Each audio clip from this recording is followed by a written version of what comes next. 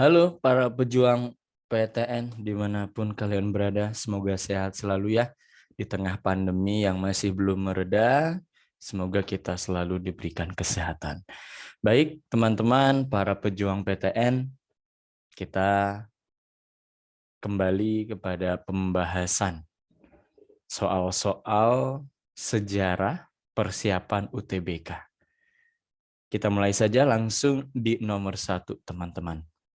Salah satu tahapan dalam penelitian sejarah yang dimana seorang peneliti sejarah sedang melakukan pengumpulan sumber-sumber sejarah disebut, pilihannya kita lihat di sini teman-teman, A. Heuristik, B. Historiografi, C. Kritik, D. Interpretasi, dan yang E. Saran. Baik, untuk soal nomor 1 ini teman-teman kita diingatkan oleh materi kelas 10 ya. Di mana di materi kelas 10 kita dijelaskan tentang tahapan-tahapan penelitian sejarah.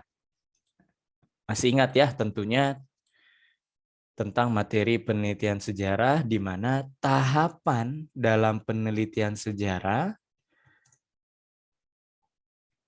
itu ada 5 teman-teman. Pertama, diawali dengan pemilihan topik. Topik apa yang akan kita bahas, temanya apa. Tentunya kita harus menentukan topik dulu. Yang kedua, masuk kepada tahapan heuristik. Tahapan heuristik ini merupakan tahapan pengumpulan sumber sejarah. Setelah topik ditentukan, kemudian kita mengumpulkan sumber-sumber sejarah yang berkaitan dengan topik yang kita tentukan tadi. Itu heuristik, teman-teman. Yang ketiga, ada kritik atau verifikasi. Nah, verifikasi, kita tahu teman-teman tahapan yang ketiga ini adalah tahapan pengujian kebenaran sumber sejarah yang sudah kita kumpulkan tadi. Jadi tidak bisa langsung saja kita olah, jadi harus dikritik dulu, harus diverifikasi. Benar atau tidaknya, asli atau tidaknya. Nah, di sini teman-teman, kritik itu terbagi menjadi 2. Pertama ada kritik internal, dan yang kedua ada kritik eksternal. Nah, kita kritik internal dulu ya, teman-teman. Kritik internal yaitu tahapan pengujian. Kalau internal berarti isi ya, berarti pengujian kredibilitas isi sumber sejarah tadi yang sudah dikumpulkan. Yang kedua, eksternal, yaitu pengujian keaslian sumber sejarah. Berarti lebih kepada fisiknya biasanya, teman-teman. Asli tidaknya, misalnya sumber sejarah tersebut, prasastinya mungkin, atau kitab kuno, pokoknya diuji keasliannya melalui kritik atau verifikasi eksternal. Itu tahapan yang ketiga, teman-teman.